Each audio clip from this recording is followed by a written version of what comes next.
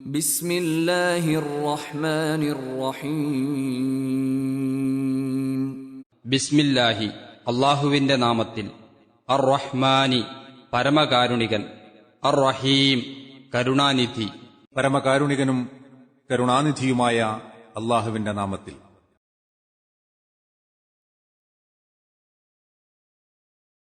وَإِن فَاتَكُمْ شَيْءٌ مِّنْ أَزْوَاجِكُمْ إِلَى الْكُفَّارِ فَعَاقَبْتُمْ فَآتُوا الَّذِينَ ذَهَبَتْ أَزْوَاجُهُم مِّثْلَ مَا أَنفَقُوا وَاتَّقُوا اللَّهَ الَّذِي أَنتُم بِهِ مُؤْمِنُونَ.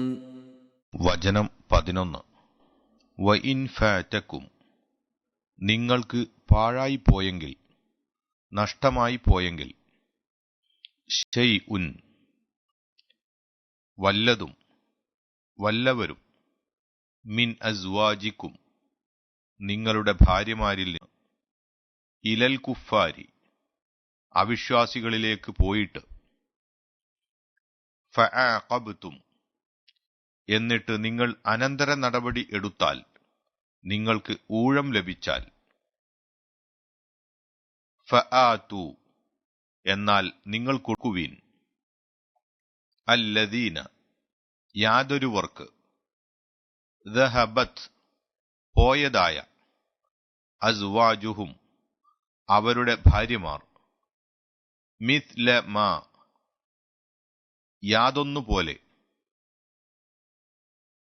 അംഫഖു അവർ ചിലവഴിച്ച, വത്തഖൂ നിങ്ങൾ സൂക്ഷിക്കുകയും ചെയ്യുവീൻ, അല്ലാഹല്ലദി യാതൊരു അല്ലാഹുവിനെ, അൻതും ബിഹി നിങ്ങൾ അവനിൽ, മുഅ്മിനൂൻ വിശ്വസിക്കുന്നവരാകുന്നു.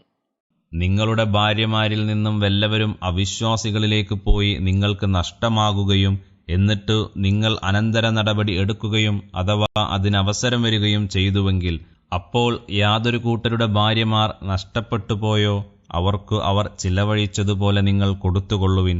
നിങ്ങൾ യാതൊരുവനിൽ വിശ്വസിക്കുന്നവരാണോ ആ അല്ലാഹുവിനെ നിങ്ങൾ സൂക്ഷിക്കുകയും ചെയ്യുവിൻ.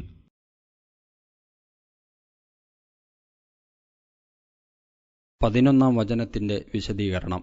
അതായത് മുസ്ലിങ്ങളുടെ ഭാര്യമാരായിരുന്നവർ അമുസ്ലിം പക്ഷത്തേക്ക് പോകുകയും അവർക്ക് കൊടുത്തിരുന്ന മഹറിന്റെ സംഖ്യ അവരിൽ നിന്ന് കിട്ടുവാൻ മാർഗമില്ലാതിരിക്കുകയും ചെയ്താൽ അതിനുള്ള നിവാരണം ഇതാണ്. അമുസ്ലിങ്ങളുമായി അതിന് അനന്തര നടപടി കൈക്കൊള്ളുവാൻ അവസരം കാണുമ്പോൾ ആ നഷ്ടസംഖ്യ ഈടാക്കി കൊടുക്കണം.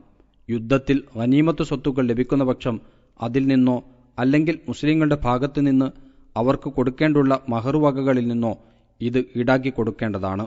ഗനീമത്തുകളിൽ നിന്ന് ഇത് കഴിച്ച് ബാക്കിയെ ഓഹരി ചെയ്യപ്പെടേണ്ടതുള്ളൂ. ഇത് സംബന്ധമായ വിശദവിവരങ്ങൾ ഫിഖ്ഹ് അഥവാ കർമ്മശാസ്ത്ര ഗ്രന്ഥങ്ങളിലും മറ്റും കാണാവുന്നതാണ്. വിവാഹത്തിൽ മഹറിനുള്ള സ്ഥാനവും അതിന്റെ ഉത്തരവാദിത്തത്തിന്റെ ഗൗരവവും ഇസ്ലാമിൽ എത്രമാത്രം വമ്പിച്ചതാണെന്ന് ഇതിൽ നിന്നൊക്കെ ഗ്രഹിക്കാവുന്നതാണ്. എന്നിട്ടും ഒരു മാമൂൽ അല്ലെങ്കിൽ നിയമപരമായ ഒരു ചടങ്ങ് എന്നു മാത്രമേ പല പണ്ഡിതന്മാർ പോലും മഹറിനെപ്പറ്റി ഇന്ന് ധരിച്ചു വെച്ചിട്ടുള്ളത് വളരെ ഖേദകരമാണ്.